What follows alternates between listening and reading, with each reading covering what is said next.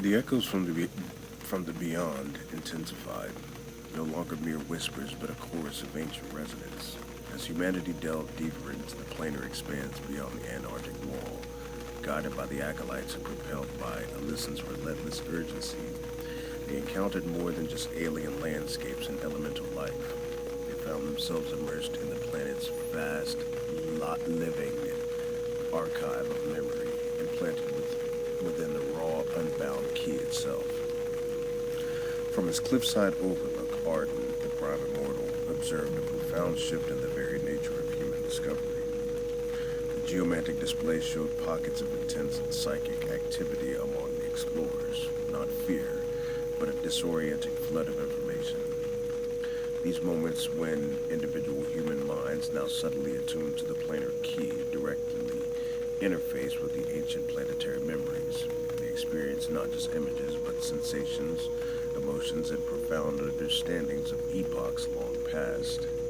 The true cataclysmic events that necessitated the great weaving, the primordial forms of life before the veil, the profound cycles of creation and destruction the planet had endured.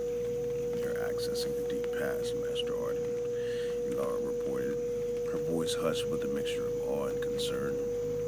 The echoes are more than just residual key. They are fragments of planetary consciousness. Some are overwhelmed, others are forever changed. Arden felt the strain on humanity's fragile psyches. Their minds, designed for the finite, now grapple with the infinite. To experience the planet's raw history, unfiltered by the Syndicate's benign censorship, was a dizzying, often terrifying ordeal. Some explorers retreated, their minds fractured by the sheer weight of millennia.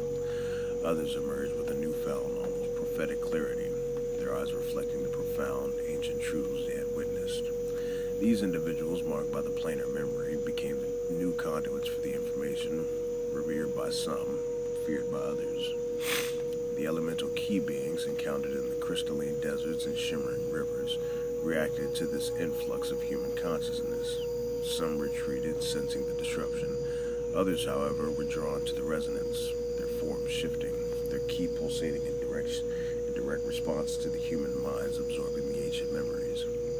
There were no immediate conflicts, but a profound, almost primal understanding.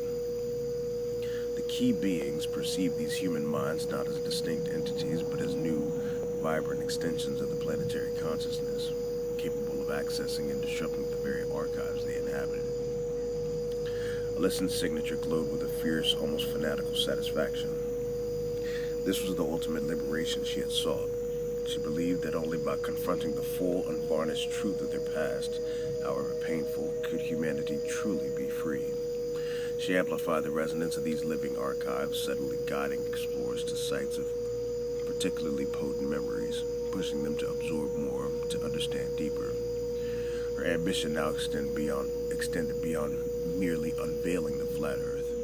She sought to awaken humanity's latent planar consciousness, to make them truly of the boundless world. Boundless world. Alyssin is pushing for full absorption of the planetary memories, Ilara noted, a tremor in her voice.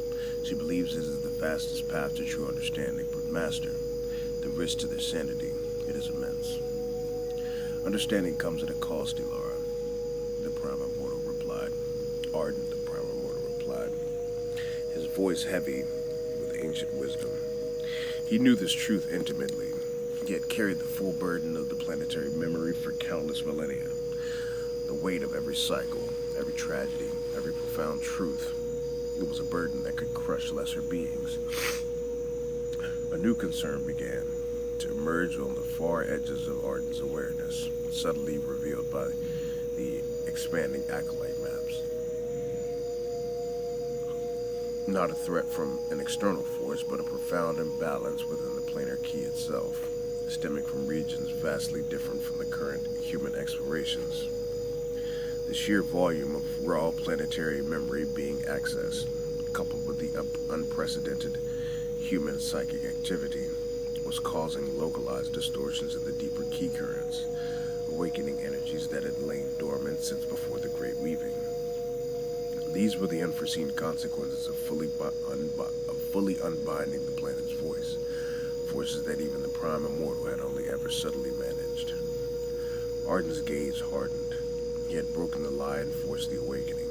Now, as humanity began to walk the path of the infinite, the profound power of the planar world itself was stirring, far beyond the reach of his direct intervention. He had given them the truth, but the truth, unbounded, carried its own dangers.